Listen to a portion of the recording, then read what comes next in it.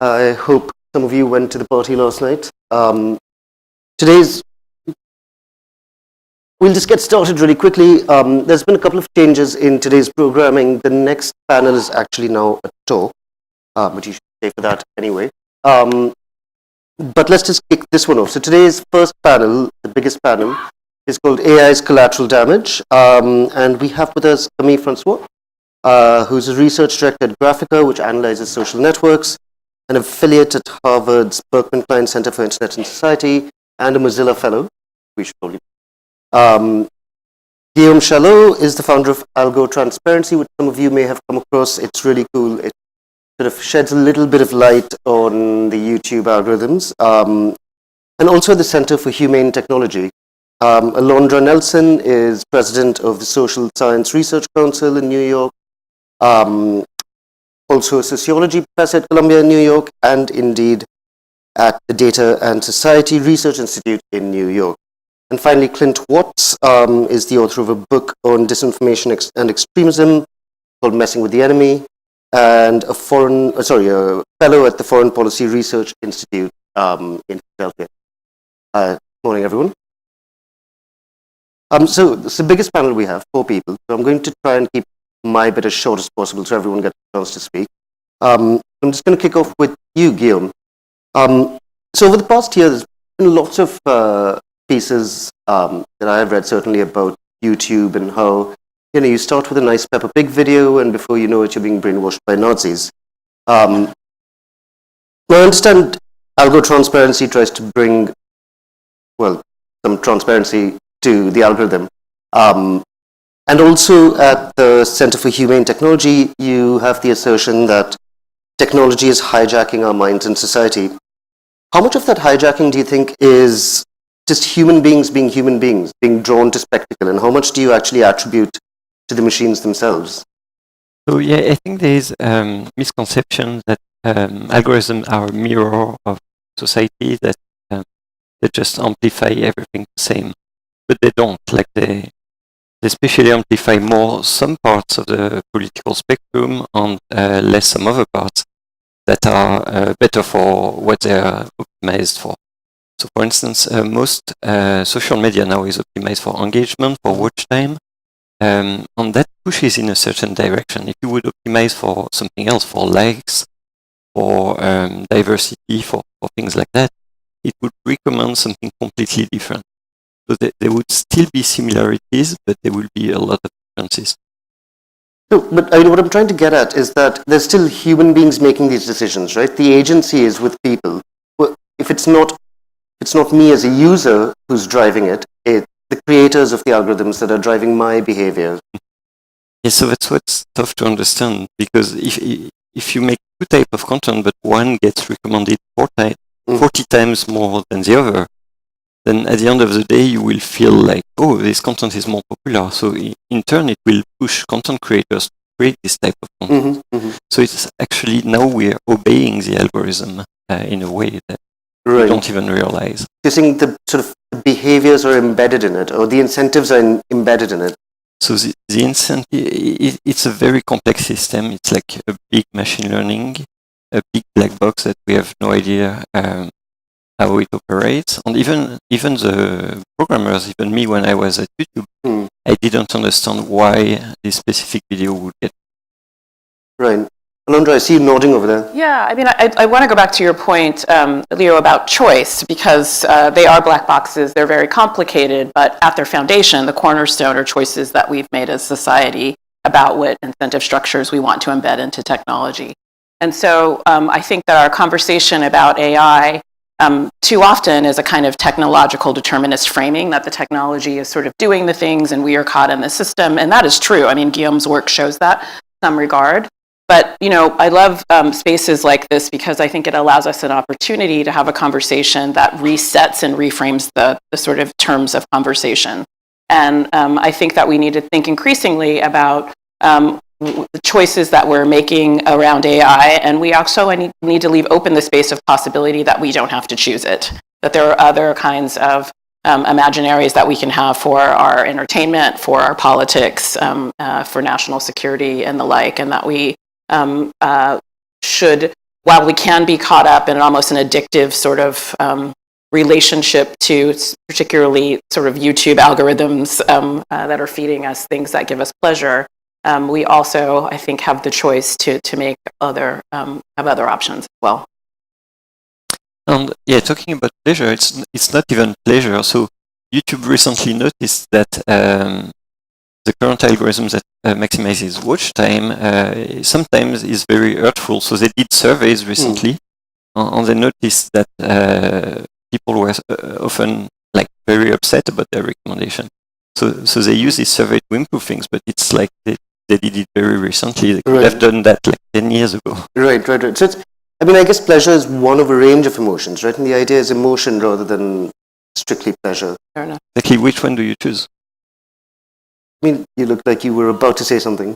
No, I'm pondering upon your first question, which is where does agency come in? And I think it's difficult on both ends of the spectrum, right? So for the businesses who create these algorithms, I think our role is to recognize that, as you said, they are designed by humans who make decisions. Maybe it's watch time, maybe it's content that is more likely to yield advertising revenue, maybe click.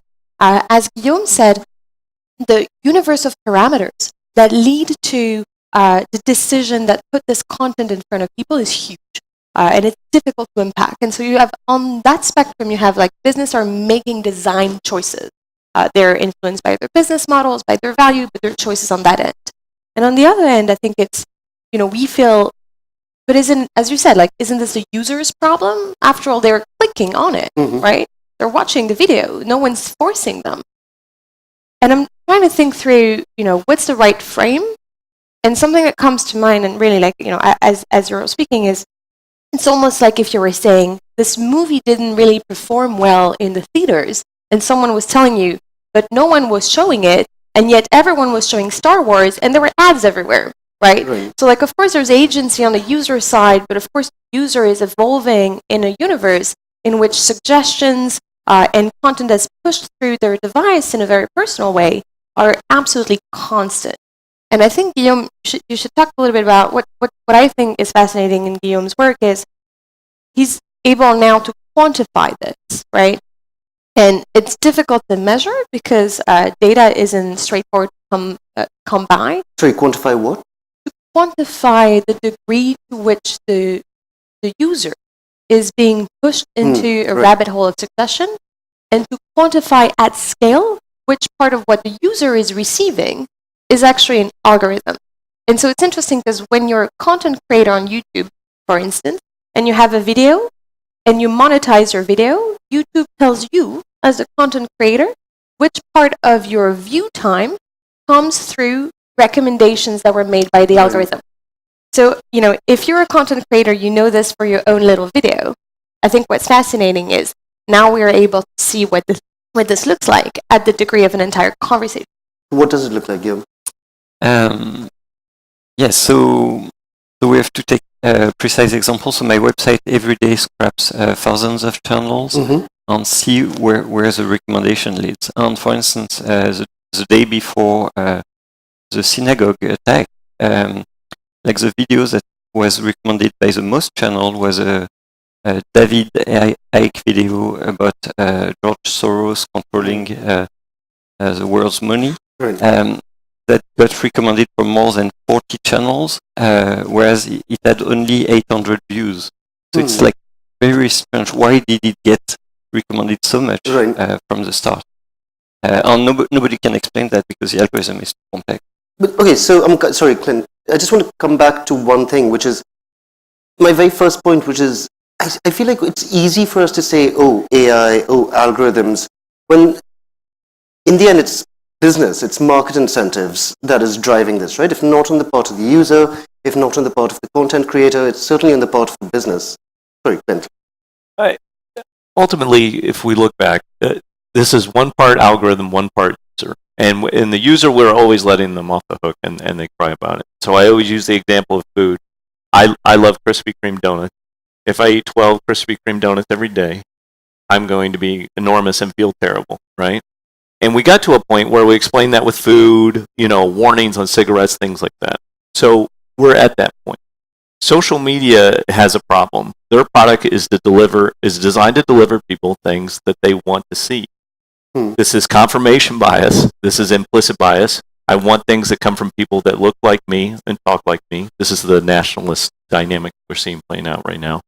And so this is going to be very hard for them to get around. I want to rewind a little bit to his point about the algorithm. We were tracking terrorists on Twitter. There was one terrorist that we knew was an actual terrorist. He's on the most wanted list. If you followed him on Twitter, Twitter would recommend other terrorists for you to follow.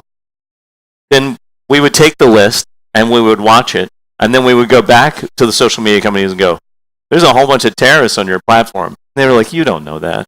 I'm like, actually, your algorithm told me they were on your platform. Like, that's how we figured it out. Because they know the location and they know behind the scenes in that algorithm, right, that you're communicating with people that look like you and talk like you. So ultimately, I think part of it is, and we came to this in the government intelligence space, is you have to merge technicians with people who think like bad, so intelligence analysts, and understand, okay, if I come up with this really cool thing, it's going to be really cool for 99% of all users, right? It's going to be great. But for 1% of users, they're going to come up with some awful thing that they can do with it. And what might that be, from the outset? I think that's the the recommendations. How do we get clickbait farms? That, hey, if I make a fake news story that's crazy, it leads to lots of advertising revenues. There's always this sort of thing. And so can we combine the human element with the great technological advances? Because we want people to be innovative. We don't want them to constantly be looking over their shoulder going, oh, what crazy thing is going to emerge? But can we work with them that way? If I could, I mean, I'm not trying to let the user off the hook, but I think that we need to understand, we've been talking about YouTube, but AI has, in its broadest spectrum, is a field of surveillance. And so the intention there is not to provide agency, and is to sort of capture users, either be they active or inactive users, into a sort of web that sort of watches, tries to anticipate, in some cases tries to predict behavior.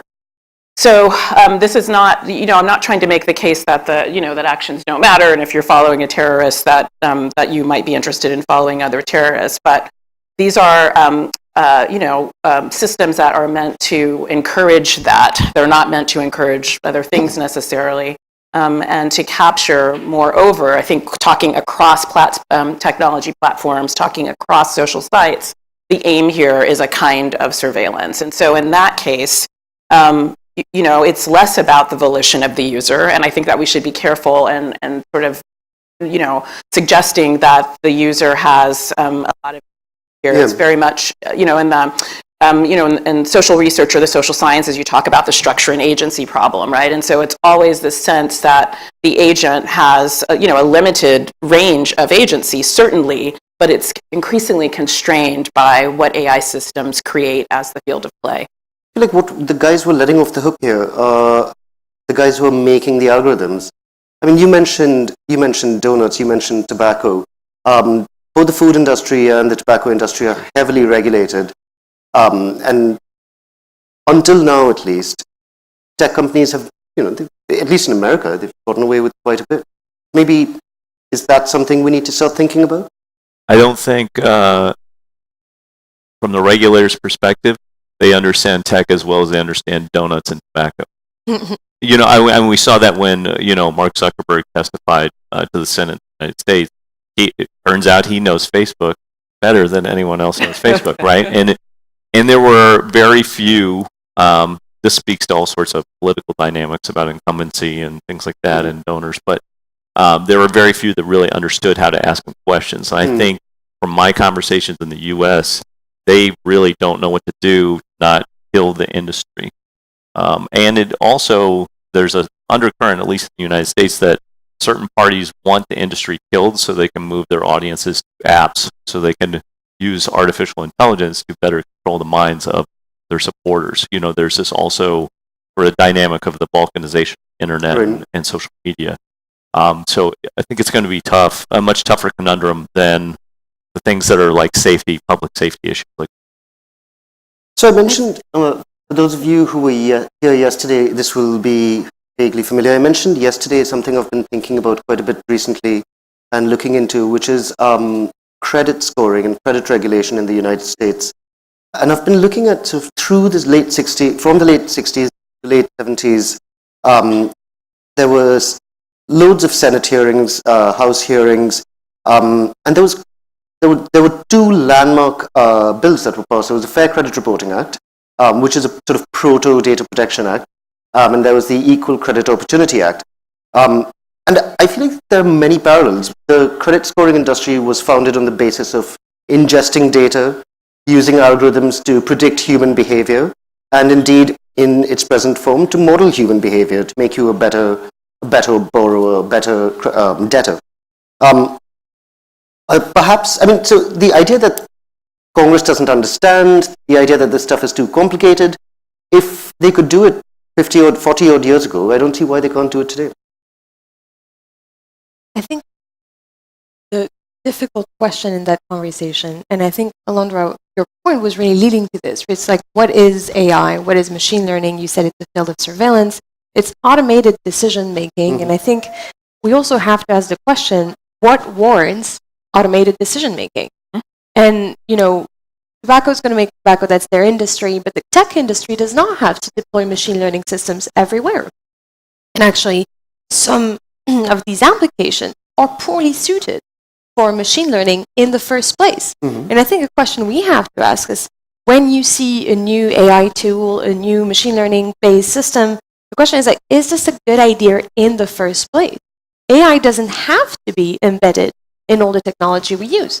And so when we look at the Amazon machine learning resume program, in which they trained a machine learning program to see what types of resumes would make good candidates for Amazon, and basically their recommendations was, if the person's named Jared, and if they play lacrosse, they're probably going to be great candidates. Well, that's stupid, but it was also a bad decision. Like, you actually probably don't need to have a machine learning system given the state of the technology and given the problem. And I think on top of educating policymakers, you also need to take a step back and say, okay, AI is great, but is this a good application given A, the state of the field, the state of our technology, and B, the question you're trying to tackle? Not everything needs to be an AI problem. Alondra, so you... Yeah, I wanted to talk about, make a comment on, I think, Clint's really good point about the lack of expertise. I mean, I think we need to accept that we're in a moment where the level of expertise needed to be able to regulate these things is like nothing we've ever seen before. And so in that regard, it's totally different from the historical examples from the late 20th century that you raise. But we do have, and this is a US context, you know, other paradigms to think about. So in the US, we still actually have maritime courts. There's a sort of sense that maritime law and that expertise is so distinctive that it's a completely different court system. But we can't imagine having a court system for, you know, for DNA expertise or for data expertise. So that's, I think, one thing to talk about or think about.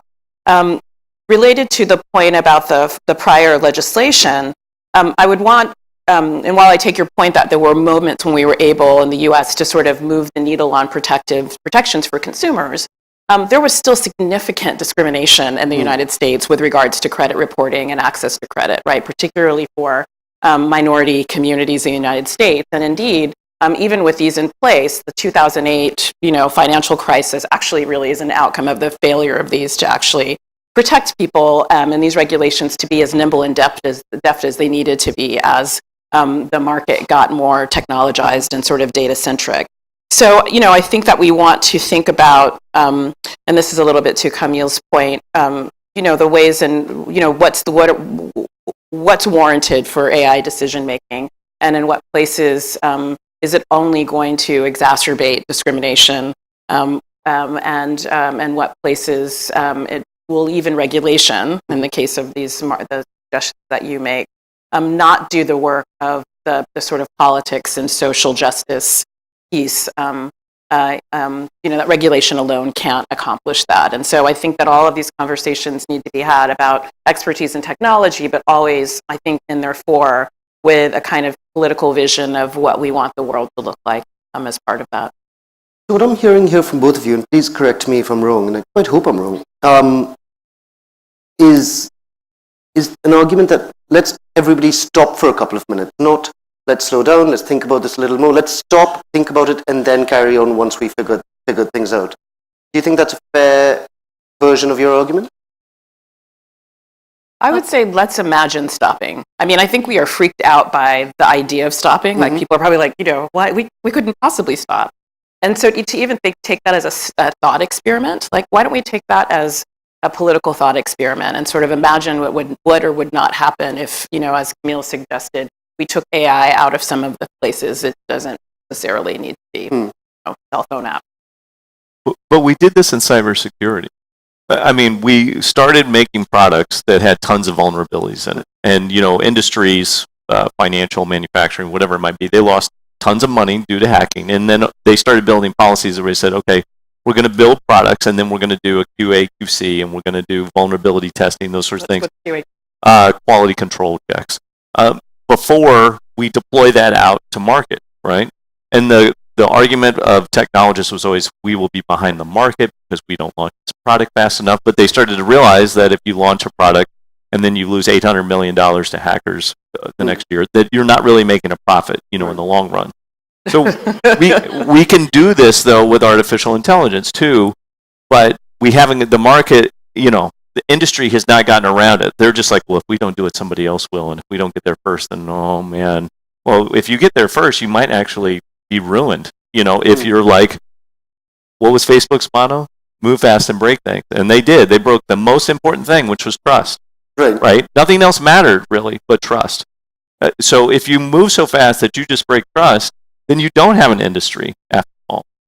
You don't have sharing. You have people saying, maybe we need to nationalize this to break it into apps. And so any sort of industry that you see take off like a rocket, I'm always waiting for it to come right down like a rocket as well, because you're likely building those vulnerabilities in over time. I think we can come to, a process where you say, okay, what's the downside of this, AI sort of application, or how do we field it in a controlled way to kind of understand how things might go wrong and correct it? So one of the big sort of worries about AI has been its effects in society. The other one that we haven't touched on yet is jobs. That's another big bogeyman. Is that another reason, do you think, to slow down, or do we need to think about jobs as well in a different way? I don't know how. He did say that he wants to speak last. I did, but I came from the Army and I was an infantry guy, which you should ask why I'm on this stage. I'm that dumb, where I mostly carried heavy things around in the woods. But I go to my infantry friends, and it's about AI and robots and unmanned systems. And I'm like, you guys are going to be the best security guards at a drone base someday. And they look at me and they're like, what are you talking about? I'm like, man, this is all going to become AI, robots. You're essentially going to rely on increasingly to technology, to a certain extent. And the adoption of that over the last 2001, I was an infantry company commander, and they made us go down to an airfield and watch a drone fly around in that airfield. And we were like, this is stupid. Who cares about this drone? Let me tell you what, that has overtaken where they're like, you don't need soldiers so much anymore. We have these automated systems that can do a lot of this stuff. And we couldn't spend 5 minutes to watch this thing. It changed the entire global war on terror, but I think it speaks more to that is just one of many industries where the human, dimension of it, the identity of being a worker is a big part of a lot of the things we see that is going to be just changed dramatically with this AI. We have at the Social Science Research Council many projects, some of which are international, and one of them is looking at geopolitics and technology, or beginning to look at it. And one of the things about the drones, particularly in the Middle East, is that it's not, they're being used to also drop food. And because you don't have humans there, I think communities are, freaked out. Are these the drones that kill or the drones that feed? And when you don't have soldiers, or as complicated as that is, during times of war, whose job is it to explain that? Or when you're dropping pamphlets to a community that may not be fully literate, how do they even understand, again, is it the drone that kills or the drone that feeds? I think to your question about should we stop? I'm having a hard time thinking through what it would mean to stop.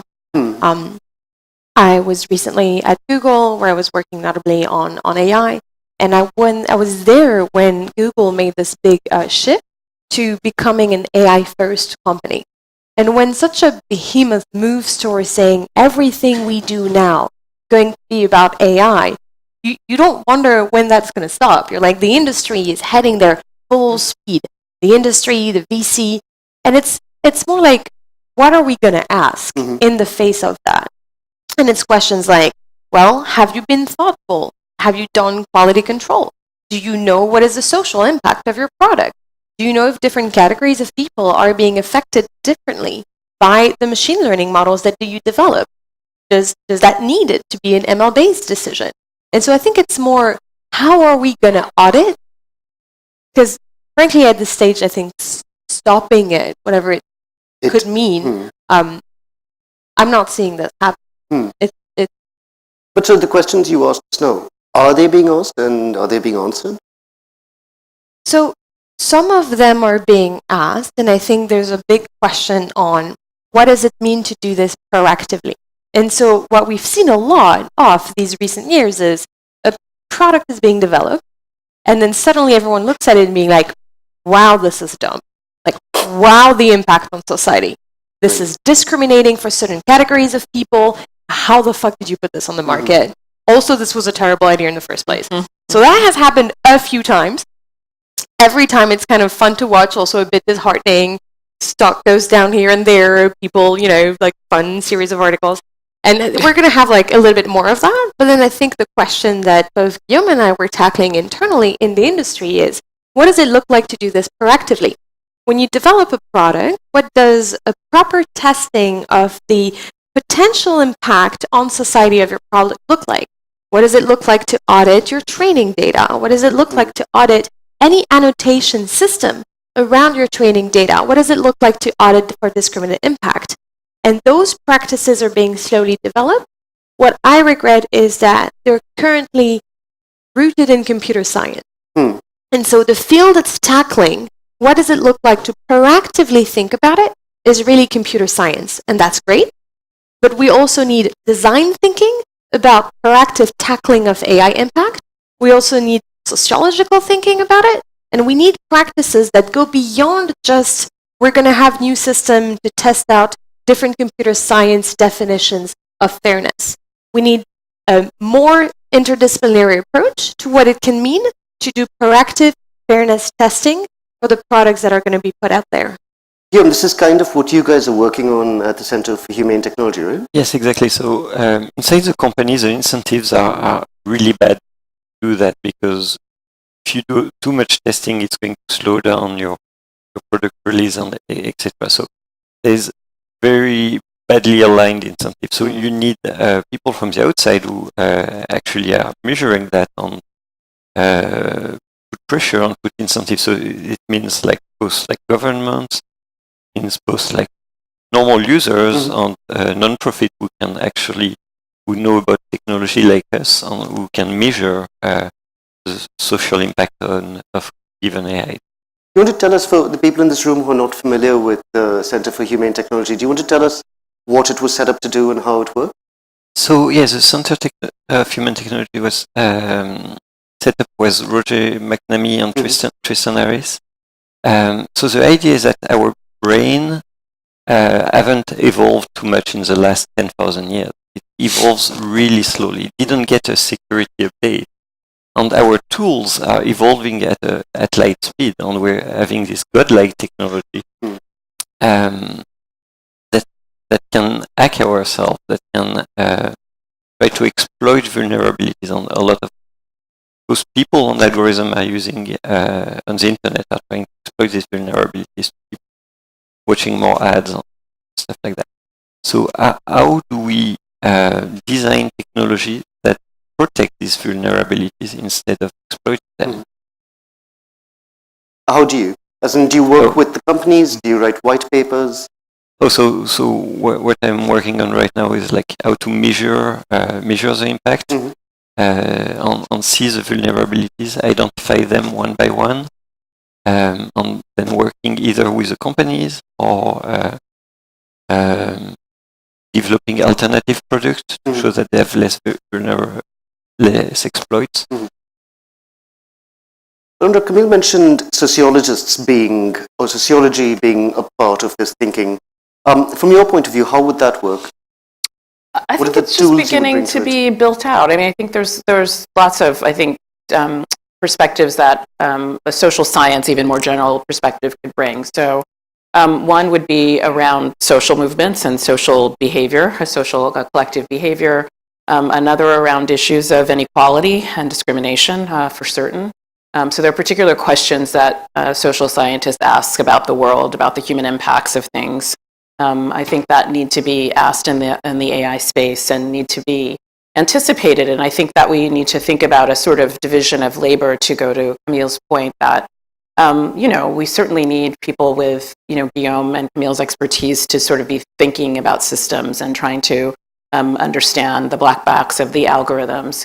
But I think for our part, social scientists need to be trying to anticipate what the changes might be and to sort of get ahead of that. So to the extent that social science helps policy pieces, how do we think about sort of reimagining a regulatory or policy regime that could, help to anticipate and put some guardrails on some of this? So I think in some ways it's reimagining, I think, the things that the social sciences have already done, but for a moment in which product production and technological development is happening much more quickly. And so the work that we do needs to be both deeply empirical, but also, I think, slightly speculative. Speculative sociology. Yeah. I'd like to come back to jobs for a second. Just make the argument that, you're right, Clint, a lot of those guys are going to lose their jobs. But they may, ideally will, be redeployed to more productive work, to safer work. Warfare, in your example, also becomes more efficient, ideally less bloody. It depends on the outcomes you're going for. But in any industry where jobs are replaced by automation, and this has been going on for hundreds of years, well, decades anyway, what tends to happen is that the industry gets bigger, there's more people who have access to whatever product that is, and employees are redirected into some other form of work. So how much should we really be worrying about becoming AI job apocalypse? I love that question, because I don't know how we make America great again if we are doing that. We're looking at major technological advancements that are going crossways against some of the currents that we have in terms of our society right now. And I know in the U.S. context, and you see it a little bit here, you're slamming into people that want to go back to wire mills and making our own trucks and things like that.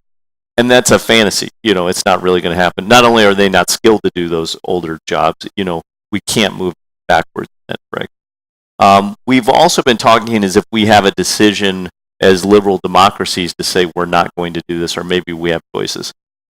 The truth is, liberal democracy is not the one that decides anymore. The presidents of both China and Russia have said whoever gets artificial intelligence wins in the federation.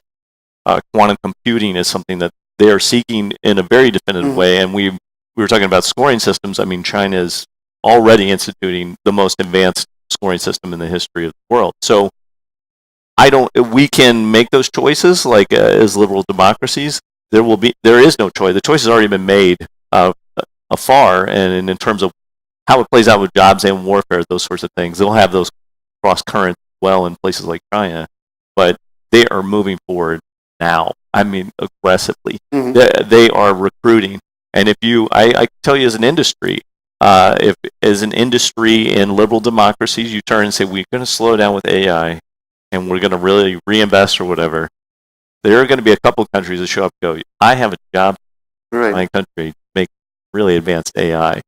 Do you want to pursue it? So, in the past, liberal democracies have always charged forward and been out ahead on these. We invented the internet and social media and all these things.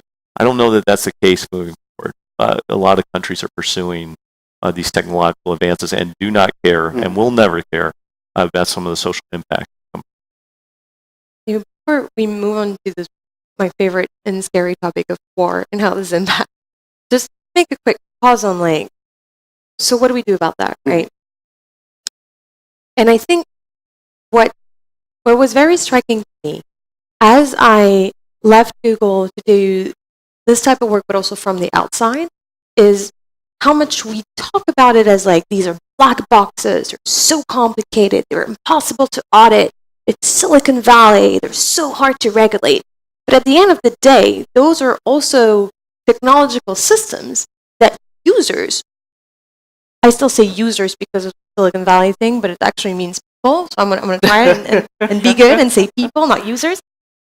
People are totally able to do wonderful innovation around it. And I think what matters, and we've seen that, right? So for instance, the first ProPublica work that audited the AI systems for predictive policing managed to make a wonderful in-depth inquiry without zero access to the system, just by poking at it from the outside. Guillaume is able to do really fantastic work, data-driven, and put quantitative evidence on the table without having magic access from the inside. And I think we need to keep that in mind, right? It's about demystify the system, empower the user. We don't have to fight against black boxes and the big Silicon Valley thing. It's also, back to our roots. And I think it's interesting here at Mozilla, where it's really the ethos of Mozilla, right? Back to the roots of empowering people to be able to tinker with the technology, making sure they have access to the open source system that enable them to poke around, making sure that people understand what machine learning is, that it's not a, mystified black box, Right. that they're able to train their own first systems. And it's the same thing with deep fakes, right? Making sure that kids know what a deep fake is, that they can make one, they understand how it works, they can poke at it. And I think we need to make sure we keep that in mind as we speak about these issues. It's also something that people have access to, should have access to, and that we should demystify and empower around. Yeah, in no case we should slow down on AI. We should do AI in a way that makes sense. On YouTube, for instance, the incentive is to maximize watch time. So, and on the AI earns about 1 cent per hour of YouTube videos watched. So it's very little. So from a global point of view, YouTube is maximized. You have the best AI of the world that's optimized to make waste your time. It doesn't make any sense from the society point of view. Right. It just makes sense from Google's point. I'm seeing a sort of a common theme in these, although they sound like different things. It's okay, so we can't stop. We should think about it. We should have that idea in our head. We can't stop. Probably shouldn't slow down. If we do, there are other people who are going to do this anyway. But what this is making me think of, and it's an imperfect analogy, but it's making me think of the softer parts of the Cold War, where, apart from the proxy wars in sub-Saharan African countries, the idea was to show the rest of the world that our system is a better one. Ours works better, ours is more desirable. And what happened? People got on planes and they moved to America. They moved to Western Europe. Nobody was jumping over the Berlin Wall to get to East Berlin, right? So is the idea then, or is one of the answers then, to simply make better, more demystified, better AI? Well, people were migrating because it was also a place, or these were places, right, in the West deemed to be more humane. And so they weren't only, rushing into the arms of technology. So I think I would just only put that on the table as part of what you're saying. Well, precisely. So more humane technology in Guillaume's formulation. Yeah. I think there's an aspect to it, but we're at a weird time in history. You're actually seeing people try and reinvent a more flawed past rather than charge into the future, based on oftentimes alternative realities than actual reality. The two dimensions that I'm most interested in now, having come out of all of this, is how much do people identify and share an allegiance online as opposed to in person?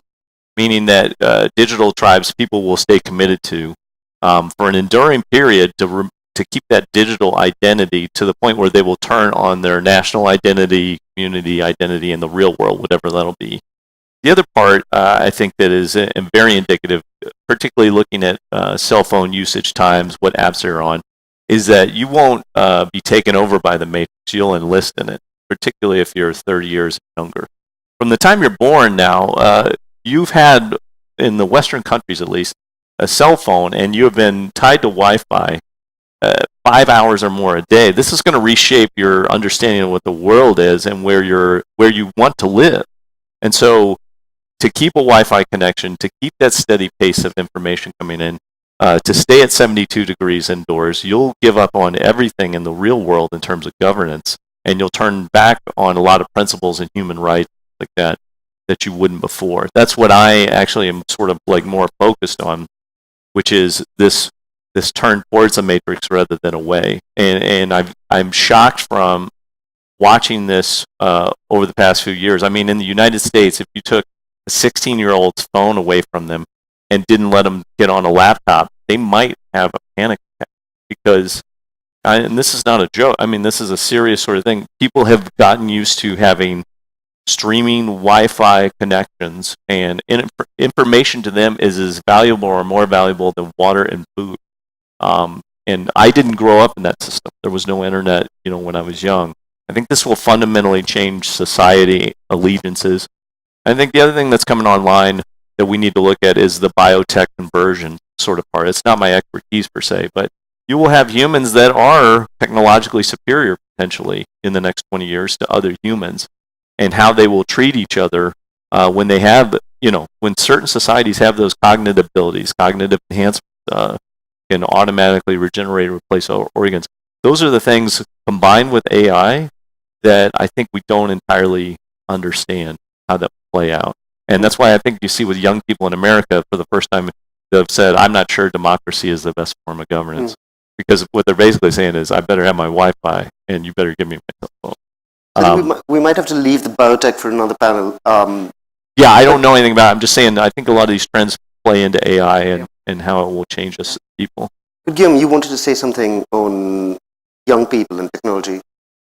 Yeah, I think the matrix metaphor is actually very good, and we should talk more about that because we're creating a world online that looks like reality, that feels like reality, that feels even better than reality sometimes, but that's actually a distortion of reality that is optimized for one goal. And in the matrix, like humans are there to earn a few cents per hour creating energy, and it's exactly the same on YouTube. You basically create a few cents per hour for you. Right. I know that time is short, so I want to ask you guys one last question and then open it up to the audience. A lot of what we've talked about has been related to information, to society. Clint, you've touched a little bit on traditional war in terms of drones. But what I'd like answered is, at what point does AI sort of properly transition, or has it already, from being something in an informational subject to something that is used much more broadly in traditional war? I think it's already happened to a large degree, just in the last 10 years. Terrorism and counterterrorism has brought a lot of this in much faster than what would normally happen, natural evolution thing. I also think it's not just the information warfare, but the political warfare aspects of it. So when I was tracking disinformation campaigns, either from extremists or nation states, I was still doing select all, paste, Excel, find, that's done. If you have this capability as a nation state, imagine the social media that we saw 10 years ago, Al-Qaeda in Iraq, IED videos, that sort of thing. But now you can pull all of that in, and within minutes determine not only locations, but user names and that sort of thing, locations. This is going to dominate in warfare, that sort of information battle space. The other part is in terms of how things will be deployed or created visually. You're already seeing this if you watch the battlefield in Ukraine. And there's an amazing, I think it's Radiolab did it, no, hidden something or other, I can't, somebody will remember it, but it's a great episode where they talk about when the reporters come, the war starts, which means that using technology, knowing the information space, you don't conduct warfare unless there's someone there to report on, or otherwise it's a waste of time. It's not even really about killing people, right? It's just about the perception of violence, or the perception of moving, or perception of a conflict. So I think that's remarkable how quickly that has changed. and how warfare isn't always so much kinetic now. Like I'm waiting for someone to lose a war without a shot being fired, kind of thing, on the perception that a war occurred. You're having this. This is the virtual, just like he was talking about. This is the virtual and real world sort of colliding in ways that is hard to understand. The financial space as well. I think you'll see much more financial warfare coming on board, both from non-state and state actors using AI. Alondra, do you have any closing remarks before we open it up to the audience? I would hoping we would get here, but I wanted to talk a little bit about issues of, Camille touched on it a little bit about accountability and also, issues of inclusion and diversity in data sets, which has been an obsession of mine. And I am certainly in the US, there's been a lot of conversation about having training data sets that are for facial recognition that are broadly kind of inclusive. And I certainly worry that we confuse our political aspirations and political conversation around equality and issues of equality and social justice with what it means with technical bias or technical imprecision. And so I would invite us to keep those things distinct even as they need to be and defined. Yeah, that's really important. We have no idea how biased AI systems already are. I was telling someone at YouTube, hey, I'm noticing that your systems are racist, and he's telling me, oh, but it's the user who are racist. And if you have a bias, the AI will amplify it. And at a certain point, it becomes very unhealthy. Right, and at a certain point, it becomes obvious, but not necessarily before that. Exactly, right? Especially the people who see the racist posts are just the racists. So if you're not racist, you're not going to see that the AI is racist. Right. To other people, that's tricky. Really? Yeah, to your first question and to Glenn's point, I think machine learning has definitely made its way into how we conduct warfare. It's also made its way in how we conduct criminal activity. And to my earlier point about demystifying, I think we have this idea that one day is going to be, wow, AI war. But this is not how it works. And I think this is why I strive to say machine learning instead of AI, where you have is really complex systems and military operations. And increasingly, most of those small decisions become automated, right? Maybe it's the targeting that's being helped by a machine learning system. Maybe it's, deployment and analysis. Maybe it's satellite imagery. So it's not going to be like a switch. One day it's AI war. It's going to be a slow increase of how much of these complex systems become reliant on machine learning processes. And we're already there. So it's almost like what percentage of our decisions when we conduct warfare are currently being supported by machine learning? And therefore, what are the impact on humanitarian law and human rights?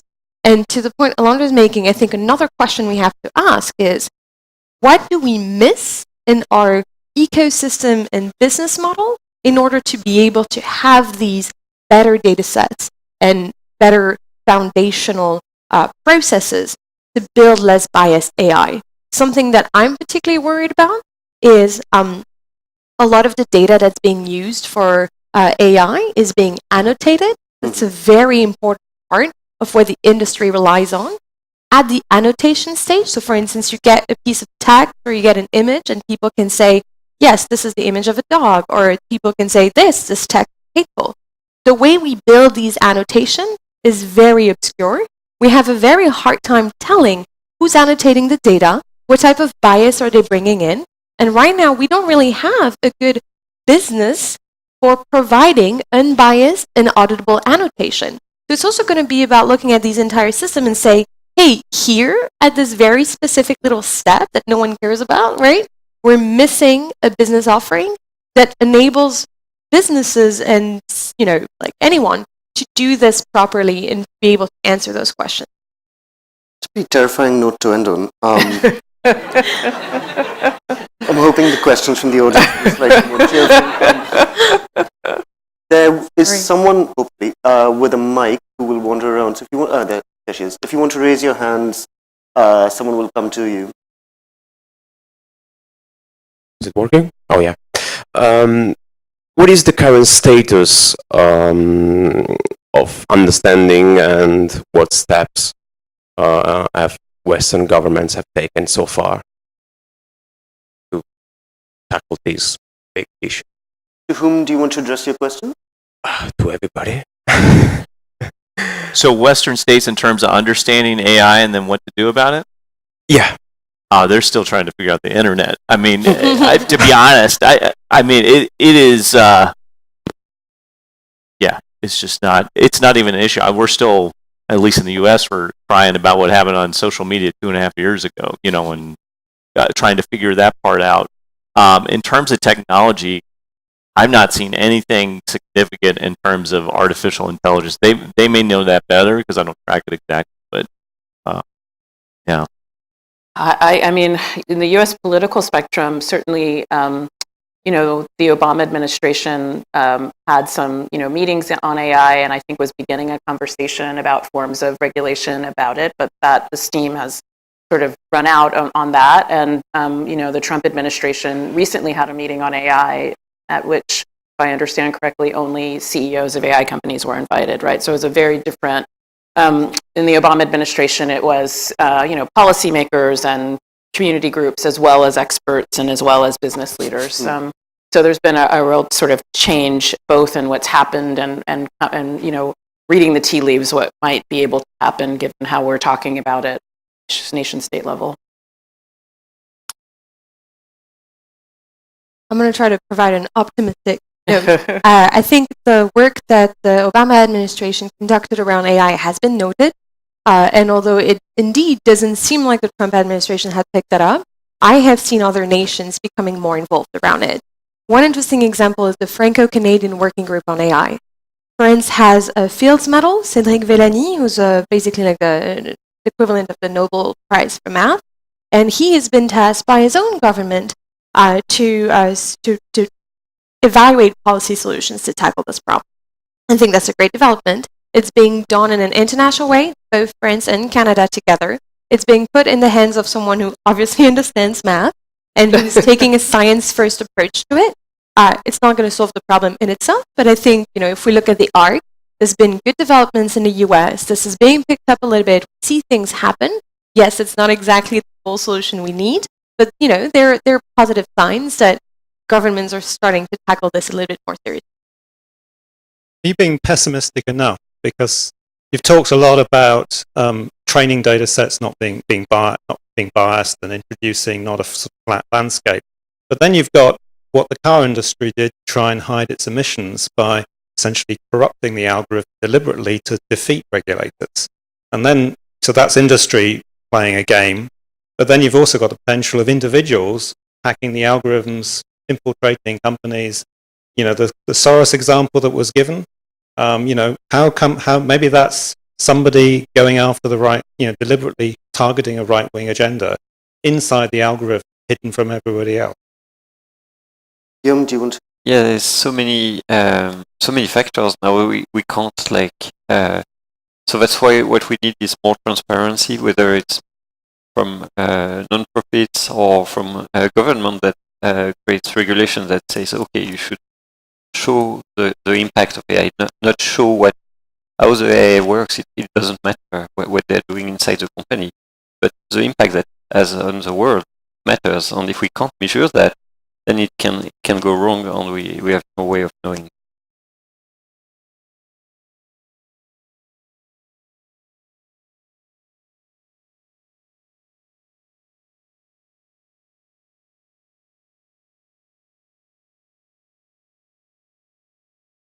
Clint, do you think we're being pessimistic enough? Do we think we're being pessimistic? I am a total pessimist. I think everybody knows that. But look though, look at what's happened in the last 2 years. For 2 years, I was trying to talk about disinformation. Nobody cared at all. Then for 2 years, everybody wants to talk about disinformation. And so people do tend to pivot or spin. And we've got more activism right now, like physical activism. We have groups like this where people are coming together, socially conscious and worried about the thing. And I feel like that's optimism. You know, like we actually have people that are thinking about these things now that 2 to 3 years ago, I'll go back to the Arab Spring when Facebook and Twitter saved the world, as we all know. That went great, right? We were super optimistic in those times, and there has been great things. So I am going to throw the pessimistic out there, and that's sort of how I orient things, because I came from a warfare intelligence background. That's how everything was negative, at work.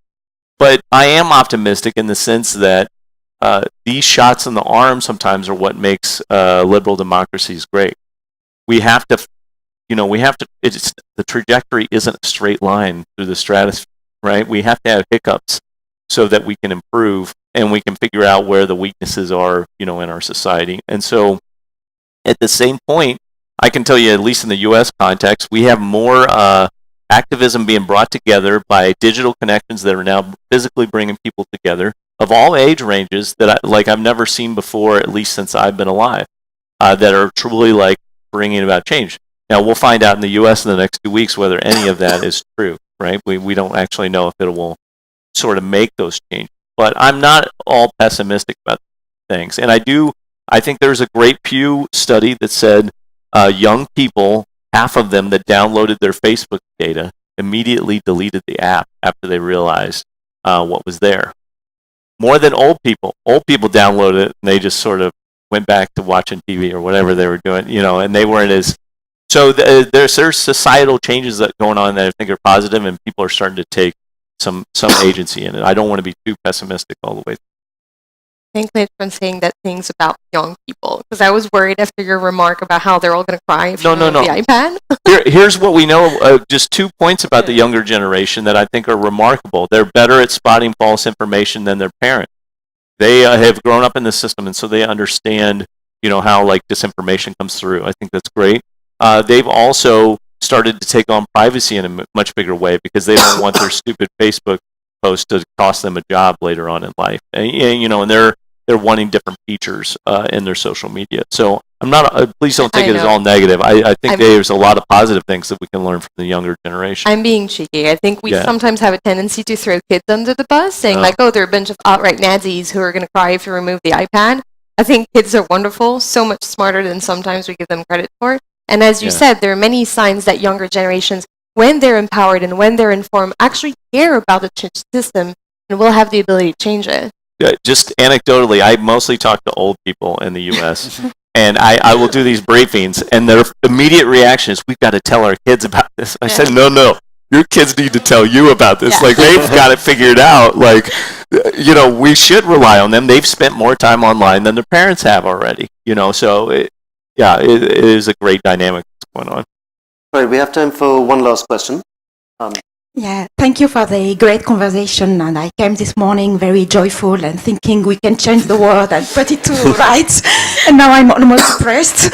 And I'm joking. And I was wondering, as today it's all about AI and about technology. And I feel we are almost being colonized by technology for the sake of technology and not as a mean for a greater end. And how can we keep being critical of data and of what we are presented as the solutions of our futures? And I'm thinking of all people like my mother who can't use the internet and people who are not computer literate.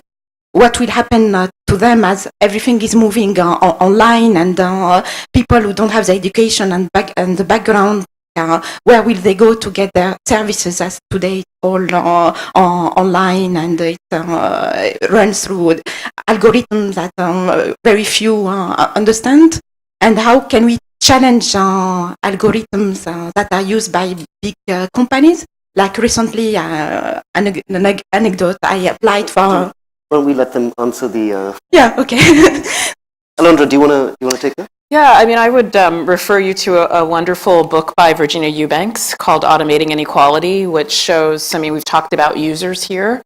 She really talks about the communities who are become the objects of AI as surveillance, and who don't have agency, but who are subject to the increasing use of AI in social welfare systems, predictive policing, social housing, and these sorts of things, and how those these systems are disproportionately impacting these communities in ways in which they don't feel like they have say or volition, that it's just really a kind of almost carceral net over people's activities. And so, it gets, I think, more depressive than even the note that we were planning to end on. I think if one, elaborates this out to, not the sort of liberal democratic sort of, middle-class subject mindset that all of us sort of come to this conversation with, that I think if we switch that mindset, changes how we think about the future of work in AI. I mean, what are we going to do in a place like the United States if we're successful with decarceration?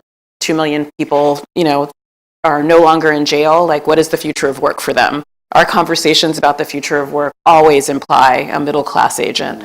And so I think there are lots of conversations to have about AI that really take seriously society as a whole and the sort of stratification of what the incursion of AI in life means for lots of different people. One other positive note is like once you know that AI is trying to hijack you, like Facebook, just trying to make you brainlessly scroll on YouTube, watch whatever conspiracy theories. But once you know that, you can just, as a user, you have your own goals on you.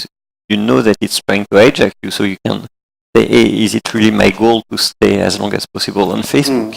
And then you can displug, you can get out of the matrix. So if you know how it works, so that's why like talking about that is just in itself very useful and helps user achieve their goal. Like this, let's end with this very happy, positive note of user agency before somebody else says something terrible. Thank you all very much, and we're going to have another talk after this.